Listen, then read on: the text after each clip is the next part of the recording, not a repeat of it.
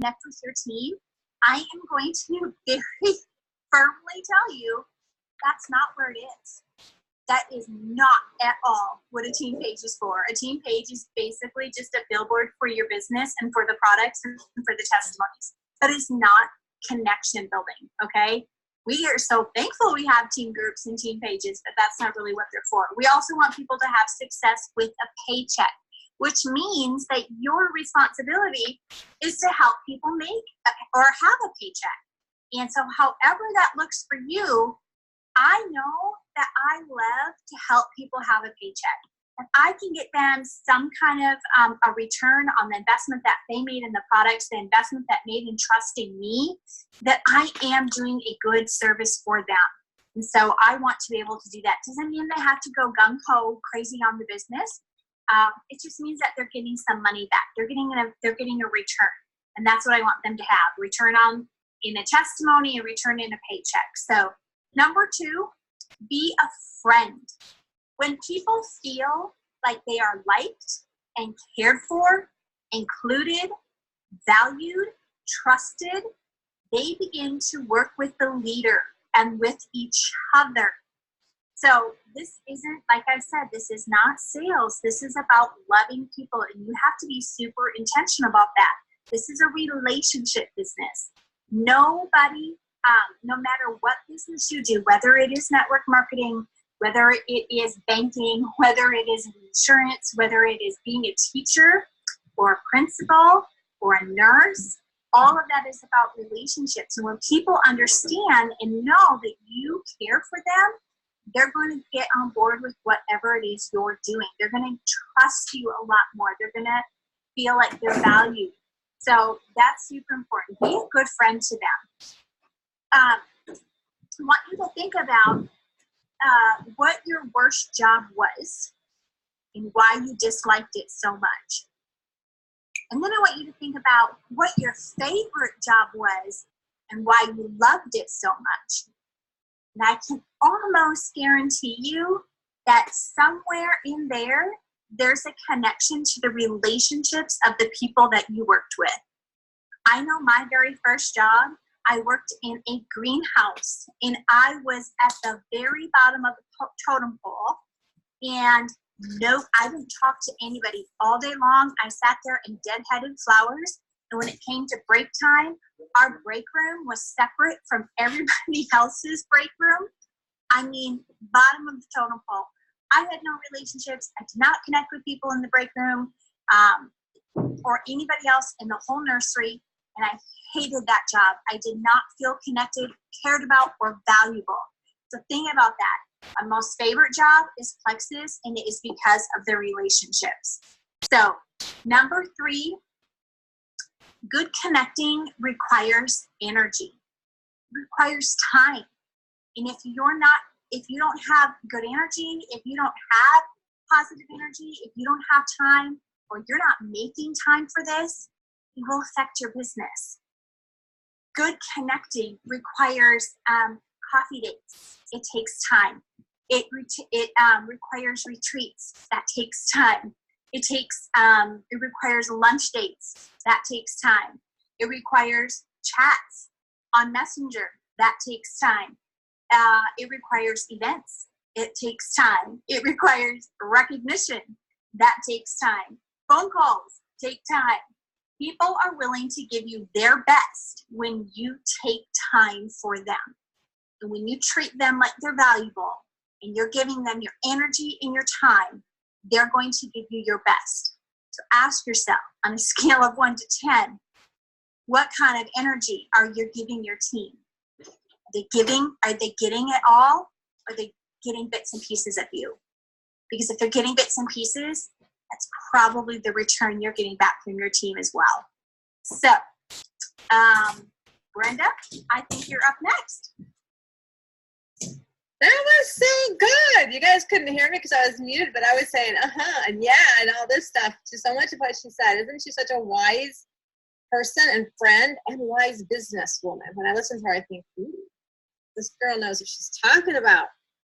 And you know, the reason we are doing this together, us 3, is because of culture, team culture. Because we connected early on via chats and groups and at events and all that. And without that, we've talked about it recently, without that, we do not feel either, all three of us feel we would not be where we're at in our business.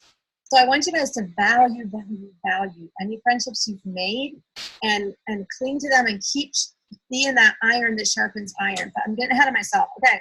So the points that I really wanted to talk about are, and this is my favorite, okay? Because I'm super sensitive to it because I know what it's like when someone makes me feel good and feel included and feel important and feel recognized and feel valued. So I want to tell you guys, the way you make your people feel is like the biggest part of building team culture.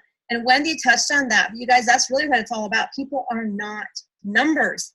People are not a means to your, I mean, they are, they happen to be, but you cannot view them only as that. It's the beauty of this business. It's so people oriented. It's all about the relationships, like Wendy said, but yet do not ever look at them as that's all they're here for. For an example, when you're ready to message somebody about, they're under 100 PV, or they need one more person to go silver, or these like business things that can help you and benefit you. And a lot of the reason you want them to do it is for building your business.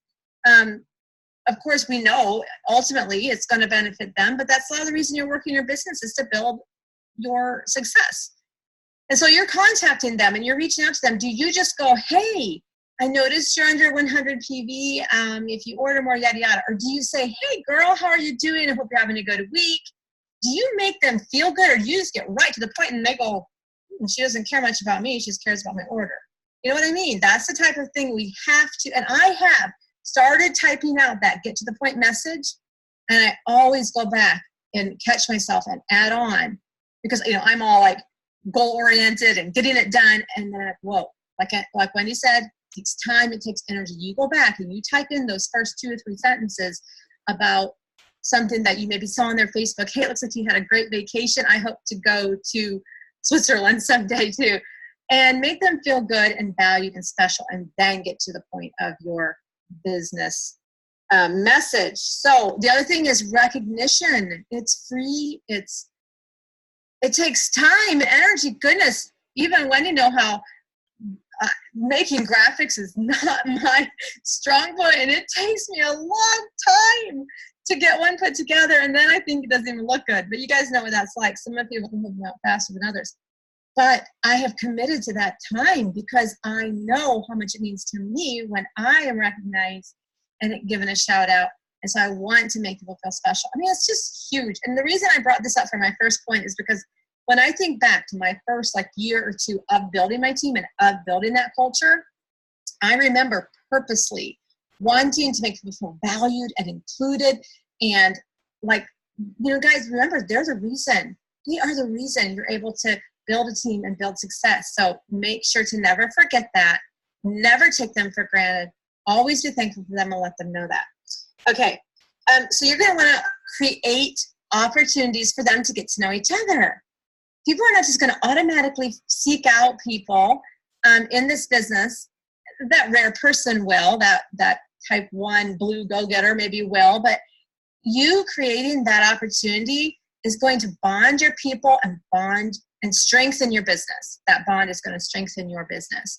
So, chats, get people together in chats for purposeful reasons. A chat should never be started without a purpose, and work towards that purpose together. That's a powerful way. And some of the things that Wendy already mentioned, getting people together, getting people in calls and in 3-way chats. And sometimes I'll get 4 and 5 people on a Zoom or a chat because I want to not only connect to them, but I want to connect to their sidelines. So I'll get on with a leader and then have her get on with her level 1 so we can all connect and get that bond and that friendship going. And I'm already seeing with a couple of my leaders, silvers. Like they have a couple silvers that are new and they're together. And we're on Zooms together and we're doing things together and they're building that amazing culture already. So it's up to you to create those opportunities. If you feel like some of your people just are kind of ho-hum about their business and building their people and building a team, reflect on how ho-hum you are about creating those opportunities. Okay, and then last but not least, this isn't the fun part, but it does, it's some areas we do need to look at, and those are some of the don'ts. Some of the things that will cut people off and not make them feel a part of the culture. And some of these things we do without thinking about it. Some of the things we do just because we want to be strong leaders, and we don't think about that, how it might make somebody feel. The things I wrote down that just came to my mind are not showing up when you said you're going to, or canceling a lot. Sorry, I'm busy. It's not going to work out. We'll have to recancel. Guys, just don't do it. I have, done things crazy, driving after dark and turn on my light inside the car to make something happen. I could have rescheduled, but I committed and I'm going to do it. I have done 3-way phone calls with 102 fever because I committed and I was not going to back out. That's what I'm talking about. And I think that maybe that's a little more of a leadership thing, but yet it's a cultural thing because it's how you make people feel. They can depend on you. So don't back out, don't cancel. The longer you're in this business, sometimes you can wane in your enthusiasm. And so it's really up to you to keep that energy and that spark and that fire going, even when you don't feel like it. So stop being like, and go do some jumping jacks and read some testimonies and get yourself fired up when you need to. Okay, sometimes I hear people say, like as far as gifts and incentives and things for your team, I can't afford it. I just can't, pour back into my team as much as I'd like or whatever. Well, then you're never going to get the blessings back. You have to be willing to be generous. Do not be stingy. You just aren't going to grow a team if you were stingy. Okay, so don't get me started on that one because they are the reason you are here. And so please be willing to give back and invest back. I challenge my team all the time to set aside a certain amount of your paycheck every month to invest back in your team. That's important. So, and last but not least, don't hide your team. All of you, obviously, are in a strong diamond upline team. Are you bringing your team into that? It's a culture like they will never experience with just you. Remember Wendy's story about the break room where they were cut off from everybody else? I want you to think about that next time. Are you setting aside the solitary break room and cutting your people off from something amazing that they could enjoy? And like I said, a strong diamond upline team, there is nothing like it. I was blessed to go into Sonia and Helen's team the first year or two when I was in this business. And you guys, that's where I saw the vision. Do not hide your team. Okay, I don't like to end on the preaching note, but Eva is going to come in here and make it all lovely. So I'll let you take it.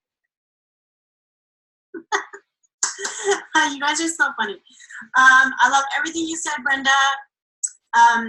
I am going to make it fun. Yeah, we're going to talk about chats and emojis and GIFs and all those fun things that make a chat really fun. But first I'm going to say, if you guys feel like you haven't grown a good team culture, it is not too late. You can start with the next person you sign up, and the next person on your team will go silver. So you can start right now if you feel like you totally don't have the vibe on your team that you want. It is not too late, because those people that have been left out, you didn't really know how to do a good team culture or get that good vibe on your team, they will come back and flock to that nice little fire that you're going to build with your new people excitement. Something I want you guys to remember is that when you are leading a team, doesn't matter if it's just 1 or 2 people, that you cannot make them do something. They are a volunteer army.